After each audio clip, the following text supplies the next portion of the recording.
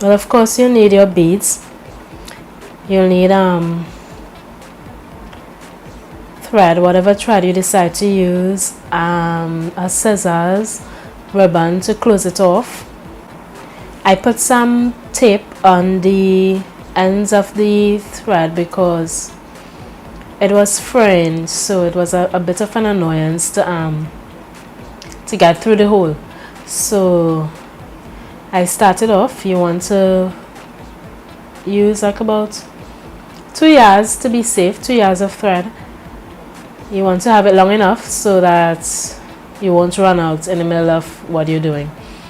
So you're going to you put in the bead to the center of the thread, the middle. So you're drawing it to the middle, as you can see me doing here. And that will be your first bead.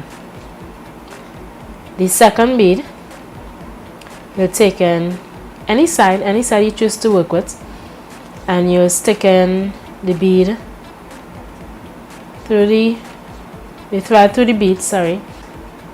Now you're taking, here's the technique, taking the two ends, using one bead, you're pushing it through one side, not completely, push it through one side, leave the thread just to drop, and you're going to take the other side and you push it through the hole. So that is how you're going to lock in that other bead that you just placed there to create your middle row in that essence. But basically, so you see this middle row, you're trying to lock in that bead, so when you use a thread to push through, you're locking in that bead to create your center row. So after you finish with that, it's quite simple. When you now start, it can be a little tricky, but as you go along, you get accustomed to it. So you take the other side like this, and you're gonna push it through. Hopefully you don't get a lot of trouble like I do, fighting up with that hole and that thread.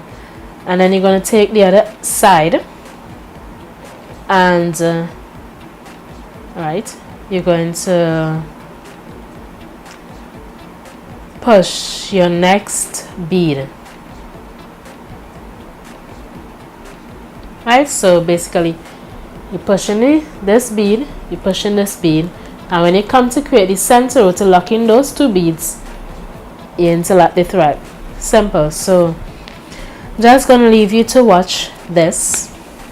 Of course I will fast forward some of the parts because we don't want this video to be too long and boring and random. I really can't. Oh my gosh, do you all fast forward through videos? I really don't want to get to that point where people fast forward through my videos. I hope you're not fast forwarding through this one, but I'm going to fast forward for you. And you're going to do this for the entire length of your necklace, right?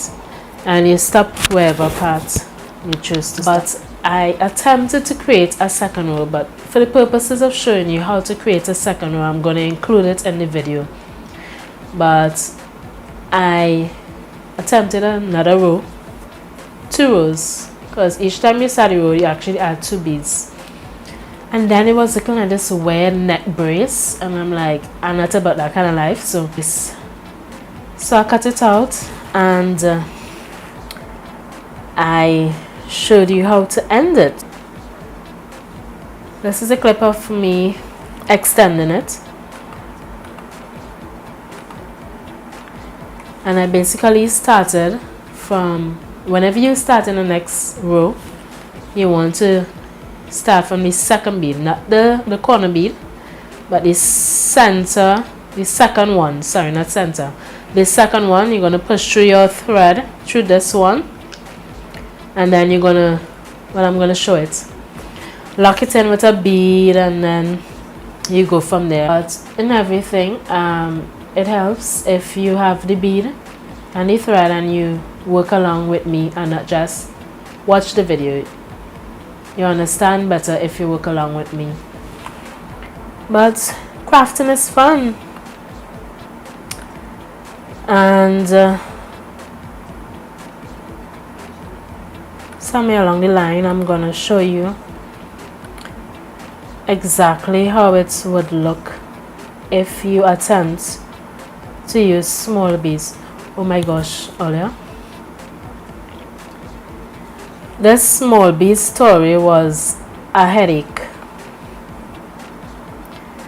Honestly, it's like you're fighting up with the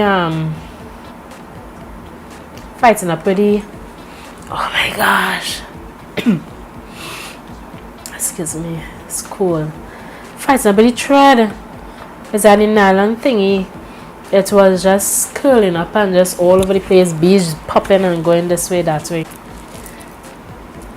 This is a purple one that I attempted. It took me 6 hours. But if you attempt it with similar size beads, I'm not sure if it's because I used the same size, but it's created some like folds, pleats, waves, or whatever you want to call it. It's not completely flat. I don't know if you could see it here. But I just went with the flow. I had no idea what I was going to create. So I started here, created a horizontal strip, and then when I reached to the end of here, I decided, okay, I'm going to count about 6 beads in. So between the 5th and the 6th bead, I started another row. And I did the exact same thing going along here. So I went to the flow. I said, okay, I stopped after each row. Stop, measure yourself, make sure it's what you want going on. And yeah, this is how it turned out.